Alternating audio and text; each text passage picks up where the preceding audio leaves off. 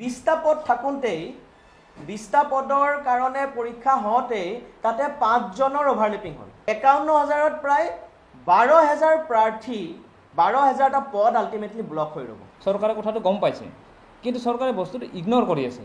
আৰু এই ক্ষেত্ৰতে আমাৰ সন্দেহটো হৈছে যে চৰকাৰে আচলতে যি ধৰণৰ এটা প্ৰতিটো পদৰ বিপৰীতে প্ৰতিজন যুৱক যুৱতীয়ে চাকৰি পায়, সেই ব্যৱস্থাটো কৰাৰ কাৰণে যিটো ব্যৱস্থা ল'বলৈ সেই ব্যৱস্থাটো কৰা নাই। ইয়াৰ যিটো বাস্তৱ কাৰণবিলাক আছে, সমস্যাবিলাক আছে, এই সমস্যাবিলাক চৰকাৰে সমাধান কৰাৰ কাৰণে কোনো ব্যৱস্থা লোৱা নাই। আৰু অভাৰলেপিঙৰ বিষয়বস্তুটো আমি দাবী জনাইছোঁ চৰকাৰে চিৰিয়াছলি লওক। আৰু চৰকাৰৰ যদি সদিচ্ছা আছে, তেওঁলোকে সঁচাকৈ যদি 51,000ক নিযুক্তি দিব বিচাৰিছে, 12,000টা পদ যাতে ব্লক হৈ নাযায়, তাৰ কাৰণে তেওঁলোকৰ যদি সদিচ্ছা আছে, তেওঁলোকে অনলাইনত এটা ব্যৱস্থা কৰক, যি অনলাইন ব্যৱস্থাত যুৱক যুৱতীসকলে নিজৰ পচন্দ অনুসৰি অগ্ৰাধিকাৰ অনুসৰি তেওঁলোকে অপশ্যনটো তেওঁলোকে চইচ কৰিব।